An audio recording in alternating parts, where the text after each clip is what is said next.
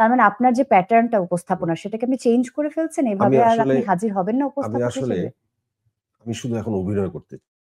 তোমরা জানো না যে একজন অভিনেতা শাহরিয়ার নাজিম জয় একটি ভালো চরিত্রের জন্য কতটা অপেক্ষা করতে পারে। একজন অভিনেতা শাহরিয়ার নাজিম জয় একটি ভালো চরিত্র পেলে সেটাকে একজন ভালো ডিরেক্টরের হাতে পড়লে সে কি করতে পারে।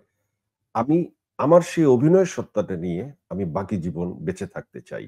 যদি আমি অভিনয়ে নিয়মিত হতে পারি, তাহলে কি আপনি আমি উপস্থাপনা যদি নিয়ে আর অভিনয়ে ভাবছেনই না? নিয়মিত হতে পারি, আমার যদি অভিনেতা হিসেবে স্বীকৃতি মেলে, পুনরায় আমি উপস্থাপনা নাও করতে পারি। বাট আমি বলছি না যে আমি ডিক্লেয়ার দিলাম আমি উপস্থাপনা করব না। কিন্তু আমারও মনে হয়েছে যে না, এই পরিবর্তন যেমন দেশের একটা পরিবর্তন হয়েছে, তেমন আমাদের অনেকেরই মনোজগতে একটা পরিবর্তন এসেছে। আমরা চাই এখন আমাদের ভুল ভ্রান্তিগুলো যেন ভবিষ্যতে আর না হয়, সেইভাবে কাজ করতে। কারণ একজন অভিনেতা যদি ভালো অভিনয় করে দর্শকের হৃদয়ে একবার ঢুকতে পারে, সে কখনো হৃদয় থেকে আর বের হয় না। কিন্তু উপস্থাপনার সমস্যা হচ্ছে কথা থেকে যায়। সেটা আমি গেস্ট হয়ে তোমার প্রোগ্রামে এসে যদি একটি কথা বলি সেটাও যেমন থাকে, তুমি আমাকে একটা কটু প্রশ্ন করলে সেটাও থেকে যায়। তো আমি সেই জায়গায় আর যেতে চাই না মন থেকে। আমি অভিনয়টা করতে চাই, দুর্দান্ত চরিত্র করতে চাই। আচ্ছা, তার এবং মানে আমি বুঝলাম দর্শকের যে হৃদয়ে আরো ভেতরে ঢুকতে চাই। আচ্ছা, অভিনয়ের যদি কন্টিনিউশন থাকে বা সেই প্রজেক্ট গুলো আপনার কাছে আসে তাহলে আপনি আর উপস্থাপনায় ব্যাক আমি করতে করছেন না। চাই না। ওকে। তার মানে আপনার ওই আরামের জায়গাটা অভিনয়। আমার আরামের জায়গা অভিনয়। আমি সবসময় অভিনয় খুঁজেছি। আমি অভিনয় দিয়ে আমার যাত্রা শুরু হয়েছে। অভিনয়ের দিয়ে আমার যেন মরণ হয়।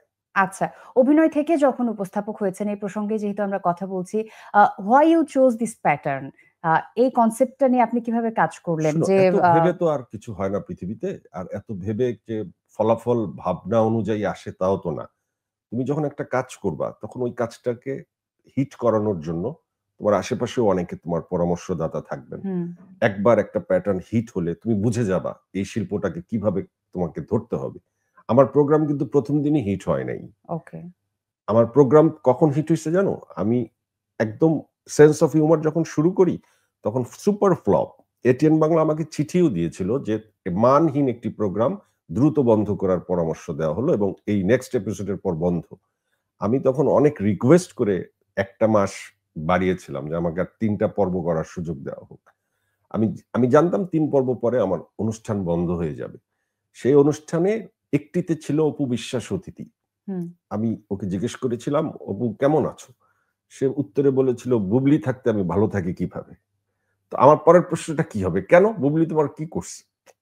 এই যে একটার কথার পিঠে আরেকটা কথা এসে যায়, ওই প্রোগ্রাম সুপার হিট হয়ে গেল। তখন আমি বুঝলাম যে আসলে তো খোঁচা দিতে হবে সেই জায়গায়, যে জায়গায় খোঁচা দিলে কথা বের হবে। এই প্যাটার্নটা, এই যে আবিষ্কার